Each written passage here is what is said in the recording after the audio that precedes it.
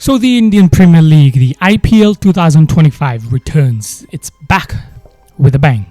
We all assumed after a break, maybe the good teams that are in form might lose a little bit of momentum, and the teams that needed a break, that weren't doing very well, this momentum break would have helped them off. But in today's game, both of the games actually, we saw that IPL just began where it had left off. Rajasthan Royals versus Punjab Kings, and the second game, Delhi Capitals versus Gujarat Titans. Now, both of the predictions that I had made was that Punjab would probably still win because they have overall a better squad. No matter how hard Rajasthan tries, they will need a special effort. They did put some special effort, but eventually Punjab won. And then you had Delhi Capitals versus Gujarat Titans. I just thought Delhi would come with a little freshness, a little bit of new planning, and maybe it might fix, that break might have fixed them. Maybe Stark, who was not in form, Mustafizur Rahman replacing him would have been a blessing in disguise. So I predicted Delhi would win. But guess what? Gujarat continued its dominance. Now let's go match by match and break down what happened. Now Rajasthan versus Punjab. Punjab won the toss and eventually elected to bat first. Josh Inglis and Stoinis weren't returning back because of the break that they had. And Michael Owen, the replacement, got the chance to play at number 3 for Inglis. Stoinis was probably not in the team anyways. Omar Zai had replaced him. Rajasthan. A big surprise that Sanju Samson finally returned. So there was not going to be Nitish Rana. Archer was not there. He had gone back because of his international duty. Tikshana had left or had been left out for some reason. Akash Madhwal, Farooqi, Tushar Deshpande and Mapaka, the South African young and upcoming bowler, was the bowling attack. Now with Sanju's return with this young bowling attack, we saw a bit of a surprise in the power play, and it did seem like Rajasthan could do some damage to Punjab today. It did seem like Punjab, the break was not healthy for them. The openers were back in the dugout quickly. Number 3, Michael Owen still needed some time to adjust to the level of IPL. But Shreyas Iyer and Nehal Wadhera had completely different plans. They completely derailed Rajasthan Royals' bowling lineup. Nehal Wadhera was batting like a dream. Shreyas Iyer, his usual self, although he got out slightly earlier than expected, but Nehal Wadhera just did the job. With Shreyas Iyer and then Shashank. Shashank has been the underdog of Punjab Kings' batting lineup. Great batting, quick half century, finished the game off really well. And Omar Zai. Today we got to finally see Omar Zai's batting skills. And boy, he can hold the bat quite well. But the one dismissal that I think was common throughout both of the innings, that I'm going to talk about Rajasthan as well, at least in Punjab's innings for Shreyas Iyer, for Nehal Wadhera, it was basically keeping the ball outside off stump, fuller and slower. So the batsman doesn't reach there. He has to really, put some real power to get there. Getting out, basically bowling outside his arc, batting arc. And Nehal Wadhera, Shreyas Iyer got out the same exact way. Riyan Parag did that to Shreyas Iyer, and Akash Madhwal did that to Nehal Wadhera. Now when Rajasthan was batting, I thought it was a bit of a too much score for them. They would probably have a decent power play, but then eventually fall off. Today was slightly different because Shreyas Iyer had been subbed out. He apparently had a thumb injury. Were we going to see a repeat telecast of Rajasthan versus Gujarat Titans game where Vaibhav Suryavanshi scored a century? We kind of got that glimpse because Jaiswal started off with a bang. 22 runs in the first over versus RCB. And Suryavanshi couldn't hold himself as well. He was still taking a little bit of more time than usual, batting really well. Both of these guys barely had singles within the power play. That's how good they were batting. They were running at like 18 runs and over. And clearly you could see the difference. If Shreyas was the captain, that wouldn't have happened. And one thing we all forget is Jaiswal has an excellent record against left-arm bowlers. Punjab's bowlers were Arshdeep Singh, Marco Jansen, and even Harpreet Brar. Harpreet Brar was the impact substitute that truly got the biggest impact for Punjab Kings. The most underrated spinner of IPL, got wicket almost every over. 3 wickets in his 4-over spell. Completely derailed and turned around the game for Rajasthan. If he wasn't there, I think Rajasthan was cruising towards victory because even Dhruv Jurel was batting quite decent. Sanju Samson, who had returned. Overall, the batting lineup looked a lot more solid, and none of the pacers for Punjab Kings were doing well except Arshdeep's last over, which was the penultimate over of the game.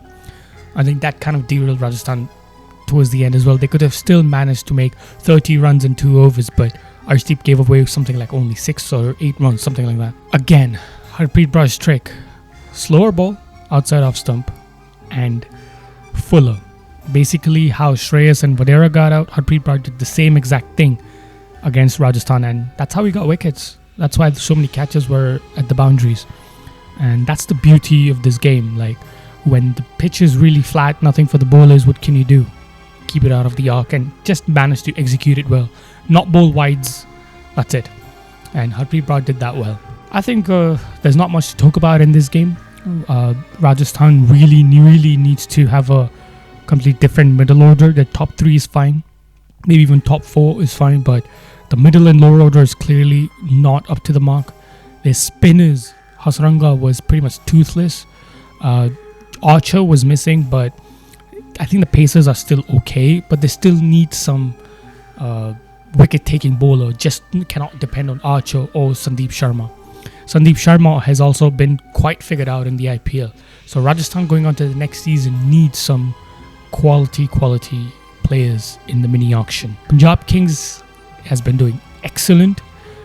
If in today's games, both if Punjab had won and Gujarat had won, RCB, Punjab and Gujarat would have qualified.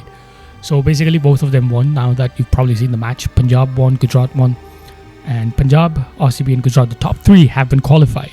We'll talk about the qualification scenarios later on, but that's it for Rajasthan versus Punjab. Not much to talk about. And then Delhi versus Gujarat. I thought it was going to be a cracker game, especially that whoever's going to win the toss is going to bowl first. Obviously Gujarat picked bowling, and Rahul was opening. I never understood again why they keep tinkering with their top 3. Almost every game their top 3 has changed, but the one thing good Delhi did was they finally kept Asutosh in their batting lineup and didn't have a confusion in their impact subs. Team, basically, like I said, Mustafizur played for Stark, Karun Nair was not playing again, Samir Rizvi had been given a chance. The good thing for Gujarat was Rabada had returned in for Kwaitse. At the beginning, the Gujarat Titans bowlers were as accurate as you can get. They did not allow them to rotate the strike, they did not allow them to go for the boundaries. Basically, play risky shots if you needed boundaries. Basically, the plan I had predicted yesterday on my Instagram story, that if DC needs to get Gujarat Titans to win against them, you've got to block their singles and doubles, make them play high risky shots which will eventually give you wickets, because it's a smaller ground and it's not that easy to take singles and doubles. For some reason Gujarat Titans did that against Delhi Capitals, and within the power play they were like 3 down, 2 down at least. But KL Rahul, a lot of criticism on his innings for some reason. I think it's just their top 3 still not stable. Borrell took his time, played quite well. Akshar also did his job, Stubbs did his job, but Rahul's 100, was it enough? I think he took his time at the beginning a little too much because there was too many wickets falling. Faf and even Perel got out quite early. Faf actually didn't even get out while trying to hit. He was just stuck. He couldn't even rotate the strike well. DC's top 3, the uncertainty in that has led their batting lineup big time. Let them down big time. People criticizing Rahul, I think it's a bit too much. Scoring 100 at a striker of 173 as a lone warrior, I actually give him more credit because Gujarat Titans bowling is top notch. Eventually they somehow got up to target of 200. I still thought 10-15 runs they were short, but judging by how the beginning they had Delhi Capitals, they would take it any day. And then Gujarat Titans, what can I say? Simple, elegant, classy. Finished the game off within the power play itself. Gujarat Titans bowled in a way in the power play versus Delhi Capitals that the game was pretty much done and dusted there. Then somehow Delhi fought back, and then Gujarat Titans came into bat. Within the power play, Gujarat Titans finished off the game itself there. Then Delhi could not fight back, and it was an easy 10-wicket win for Gujarat Titans, a thumping victory, the highest Indian Premier League partnership ever, opening partnership ever. Crazy days, I think, of Kuldeep not getting a wicket. Akshar has been absolutely toothless this season in terms of bowling. He shows a few glimpses, but just not good enough. Vipraj Nigam was a little unfortunate. I think he wasn't used properly at times. Maybe he could have come in the power play earlier. Natarajan was all over the place. Chamira bowled first 2 overs really well, then went for runs. Maybe Dew played a factor as well. Then Mustafizur Rahman was bowling quite well, but there was no one to support. Was Stark a missing factor? I'm not sure. Maybe his presence and his aura and his energy and vibe, just his name is enough. But in terms of bowling quality and form, I don't think Stark would have made a difference because DC was just few runs short. That's it. Their field placements were quite bizarre. I don't understand how Akshar changes his bowlers. It's a bit random. There's no planning. Vipraj was bowling like the 19th over, which did not make sense at all. Why didn't you bowl him out in the beginning? Kuldeep has just been a complete mess after a few games in the beginning of the IPL. Nowhere near as deadly as he used to be. For some reason, when I called him the Bumrah of spinners, he's just been, down. His graph has just gone downhill. And Gujarat Titans win, along with Punjab's win, basically now, ensures that RCB, Punjab and Gujarat have qualified for the playoffs. Now there's a tussle that's going to be between Mumbai Indians, Delhi Capitals and for some reason Lucknow Super Giants. These DC and LSG, though they have very few chances, but they still have not been disqualified or eliminated completely or officially. Mumbai just needs one game to win. DC has to win the other games and make sure that, and hope that Mumbai doesn't win any game. LSG has to do a lot of just, they probably can't qualify still. Even if they win 3 games, they'll be on 16, and if DC and Mumbai are winning, then run rate would come in. So LSG has the lowest chance. DC has to hope that Mumbai doesn't win any game and DC wins the game against Mumbai. But probably Mumbai is going to qualify, and that's probably going to be the qualification. The games today were not very exciting, very one-sided, as expected kind of game. And I think people are just fed up for the long cricketing schedule, and especially the break was not a break but more of a pause because of political reasons and the situation that was going on in India. So I think the teams that needed a break actually didn't get a break because a lot of uncertainty was there, a lot of tension was there, they couldn't regroup properly, and that's why the teams like Delhi Capitals just couldn't come back up and it was not a holiday break, it was a forced break kind of a thing. But overall, kudos to Gujarat and Punjab for maintaining their form. A lot of teams could have been derailed after that, but kudos to them. And we still have to see RCB how they play. What if they completely start choking and Gujarat will be without Buttler in the playoffs? That's going to be a big issue.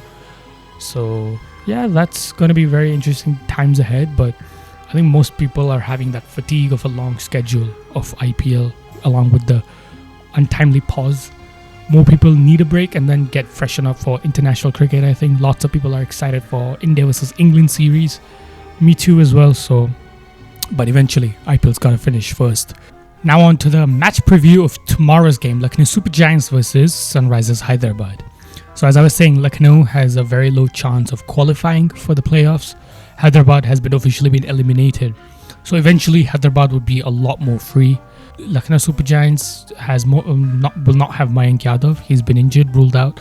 His replacement was, I'm not remembering, but one of the William O'Rourke is the replacement for Mayank Yadav. Better upgrade, I would say, because Rourke has international experience. And Hyderabad, Travis Head might not be playing because he apparently tested COVID positive. I'm not sure. And the rest of the team is pretty much going to be the same for Hyderabad. For Hyderabad, it's more like testing your bench strength and figuring out what went wrong and what could be improved for next season. What type of a mold of a player you need where, make new strategies and just express yourself. For Lucknow, they might still try hard to stay for the playoffs race. So when I'm saying they won't be under pressure, I think it's an understatement because they will be under pressure. Rishabh Pant will be hungry for runs. I made a special video, if you haven't seen it on my channel, what went wrong with Rishabh Pant basically. So please do go watch that, you'll understand what I mean. So I'm not going to comment on Rishabh Pant's form or if he's going to do good or not. I've explained plenty of that in my other video.